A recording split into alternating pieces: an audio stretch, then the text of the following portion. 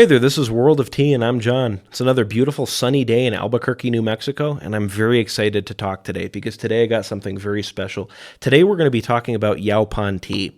So, as a lot of my viewers may know, I am very passionate about Yerba Mate. It is my all-time favorite caffeinated beverage, and truth be told, it's always been a little bit exotic to me. 4 years ago, at the start of 2020, I was looking to get into tea, and I was doing research on strong teas because I was trying to branch away from coffee. I grew up a coffee drinker, and I was just kind of ready to try something different. So, when I found out about Yerba Mate, this exotic tea, the South American tea that is commonly consumed in Argentina, Uruguay, Paraguay, southern Brazil, and even parts of Lebanon, all the way out in the Middle East, I was very surprised. And it was kind of a reckoning for me to learn that other cultures have such different ways of doing things. So you would imagine that I would be almost twice as surprised that America actually has its very own form of yerba mate.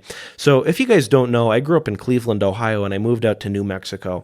And New Mexico, you meet a lot of different people from different backgrounds. I've met people from Italy, from Pakistan, from Mexico, from Nigeria. People come all over to live in Albuquerque.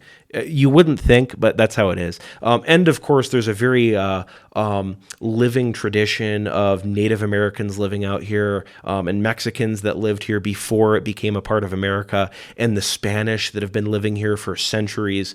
So you meet people with different types of backgrounds, and it's always really curious to me when you see two cultures come to this convergent idea. And that truly is what Yaupon tea is. It is the convergence of South Americans with yerba mate with Americans with Yaupon tea. So Yaupon tea Yaupon tea is derived from the Yaupon Holly bush, and that grows anywhere from Florida all the way to North Carolina to central Texas to Oklahoma, so all over the southeastern United States. And it is related to the Yerba Mate holly bush. If you don't know the Yerba Mate holly bush, the taxonomical name is Ilex paraguariensis, whereas Yaupon tea, the Yaupon holly, is Ilex vomitorius. The genus Ilex encompasses over 570 different species of holly bush, and they span all over the New World. So up in North America, holly bushes have a sort of, I want to describe it as a Yule aura to them.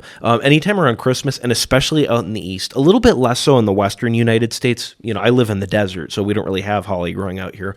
But anytime Christmas rolls around, we like to deck the halls with bells of holly. And we put our holly bushes everywhere, our little clippings, and you can see the red berries. And there's a very distinct smell that comes with that. And anytime I smell a holly bush, it makes me think of being young, like 5 years old, Christmas morning. So I was very surprised to learn that all my life, those holly bushes that that to me have just always been decoration, well, you can actually brew those into a tea.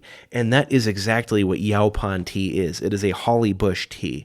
So the name Ilex vomitorius, that doesn't sound very appetizing. Well, the reason it's called vomitorius is the berries of the holly bush are known to induce vomiting. So, but that's actually not unique to Ilex vomitorius. Like Ilex paraguariensis, if it's not treated properly and you just try to drink it straight raw, a lot of people report getting sick and wanting to vomit. So don't get too scared off by the name is what I'm trying to say. So with that, let's get into the scent.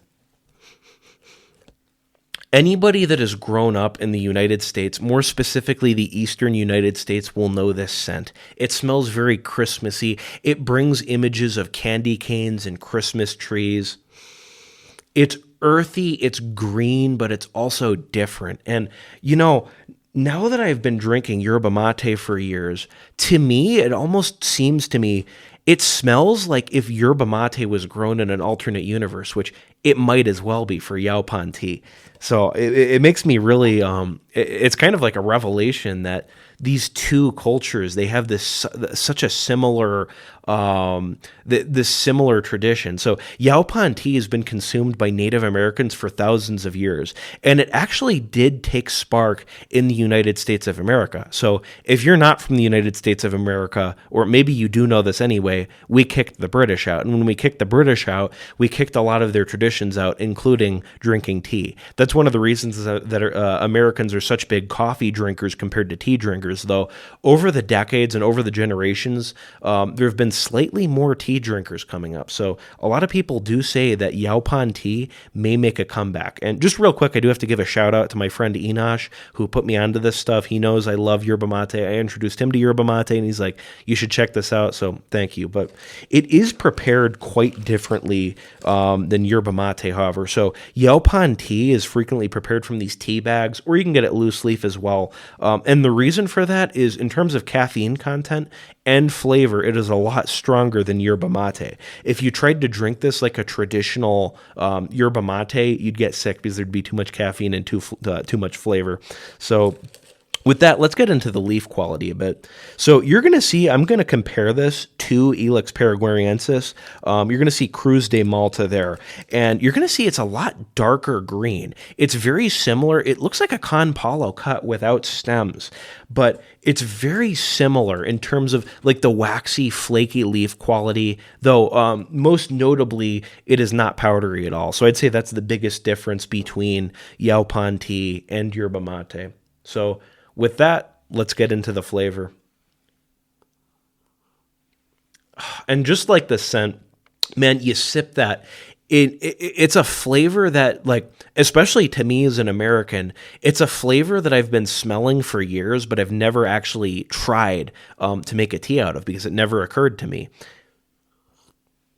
It's very earthy, but almost pepperminty. It kind of reminds me of peppermint a little bit, and it's very green. It's really a unique flavor. I'd say if you haven't tried this, you really need to try it. It's its own unique flavor. It stands on its own. I want to compare it to green tea, but I really can't because it's a very earthy, very aromatic, but very unique and very festive. So that gets me into the caffeine content next. This is actually pretty high in caffeine. This is stronger than Oolong tea. If you prepare one mug of this just with a tea bag, you will feel it. I have to drink about 2 or 3 cycles of yerba mate, traditional style, before I feel as buzzed as when I drink Yaupon Holly tea, which is really interesting to me because yerba mate is not that strong. If you try to prepare yerba mate in tea bags, you don't get that much strength. You don't get that much flavor. Here, you very much do get that strength and flavor, which brings me next into the price. So Yaupon tea, while for a lot of Americans, you could argue it'd be free because this stuff grows everywhere in the southeastern United States, you could be growing this in your backyard and have your own tea. But where I ordered it from, I ordered it off Amazon. This specific tin ran me $11 for 16 tea bags, which, to be honest, that's not the greatest value, but I feel that the reason for that is this is more of a specialty good at this point. If this tea takes off in popularity, I totally could see you being able to get it in the grocery store for like $3 for 20 bags or $3 for 24 bags, or, if you ever look at like jasmine tea or chamomile, it's very cheap. So I think that's more of just a logistical thing where, the law of diminishing returns, where when you have a lot of demand for this thing, you can drive down the price per unit. I think that's what's going on with this tea. Another thing I would like to talk about is the water temperature is a little bit hotter to prepare this versus yerba mate. The tin specifically tells me to prepare this at 212 Fahrenheit. Now, if you guys don't know, Albuquerque is actually higher up than Denver in terms of elevation, so I cannot get my water kettle to go up to 212. The highest I can get it is around 203, 204, then it starts boiling over, so keep that in mind. But I do wonder about that because I know with yerba mate, if you consistently drink yerba mate at boiling temperatures, there's all sorts of sickness and illness that is documented to come with that. So I don't know if I would recommend preparing this tea at 212 Fahrenheit. Personally, I've heard that you can brew it as cool as 185 degrees Fahrenheit, but I mean, you got to keep in mind you're also using a lot less leaf as well, so maybe it's not a concern. I apologize for that. My camera cut out. Anyway, it's one of those flavors that to me it never occurred, like, it's very familiar but also very new, because I grew up smelling this, so to me it never occurred to me that this was a flavor. To me it was just always a scent, but it's very good. The price, that's the only thing I would change about this, and that's what prevents me from giving this a 5-star. There's always something.